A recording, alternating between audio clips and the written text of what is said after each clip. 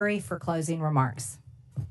All right. Well, thank you, Madam Chairwoman. It's always a wild adventure here in the Oversight Committee. And as the language was just used, wild and sloppy is not what's happening in this committee, but what Elon Musk and Donald Trump are doing to our foreign affairs and foreign aid. And in fact, if my friends across the aisle would like to understand the real world impacts of the tens of thousands of Americans who've been laid off and the people who are suffering around the world, go home and talk to your own constituents, because we know they're coming to your town halls, and we know that behind closed doors, you are calling the president and you are calling secretaries and telling them that your constituents are upset and that you don't support what they're doing.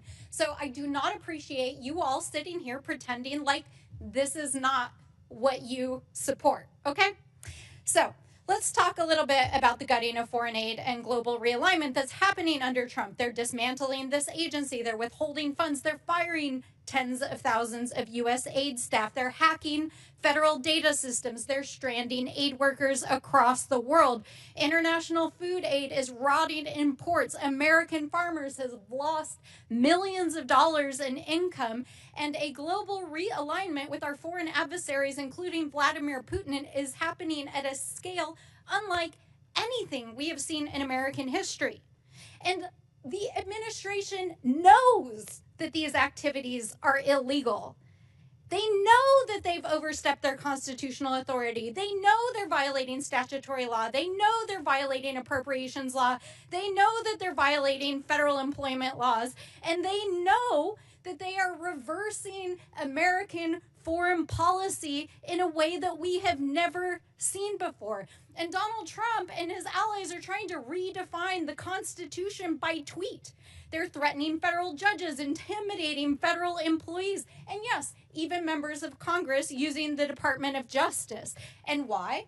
We don't know, because not a single person from the administration has come here to testify in this committee or in any committee about what DOGE and Elon Musk are actually doing.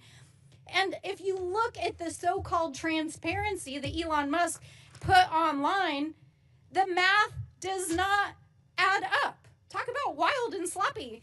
Our friends across the aisle like to talk about how he's some sort of genius. And this dude couldn't even post a simple spreadsheet that adds up. It's literally off by tens of billions of dollars. You guys, that's wild. I mean, like, literally, that's wild.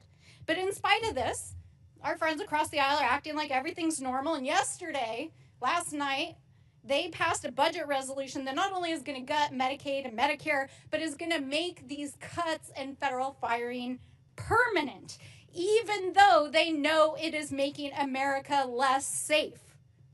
And in the meantime, Elon Musk is actually awarding himself additional federal contracts. In fact, yesterday it was reported that he gave himself the FAA contract for communications. I mean, you guys, this is like graft, waste, fraud, abuse, all of the things. It's happening in front of your eyes, literally, and they are breaking the law while they cozy up to our foreign adversaries. And I know that Donald Trump thinks that he's a king because his social media, of course, he keeps repeating this. But let me say this to you, Mr. Trump. 250 years ago, the people of this great nation rejected a reckless, abusive king, and we won't go back. And for the thousands of federal workers out there, the aid workers, the advocates, and the people around the world who are impacted by these reckless and heartless and harmful and disgusting cuts that are impacting people across the world, know that we see you, we stand with you, we are fighting for you, we are in the courts, we are in Congress, we are in our communities, and we will hold this administration accountable. And we will not abandon our allies or our humanity.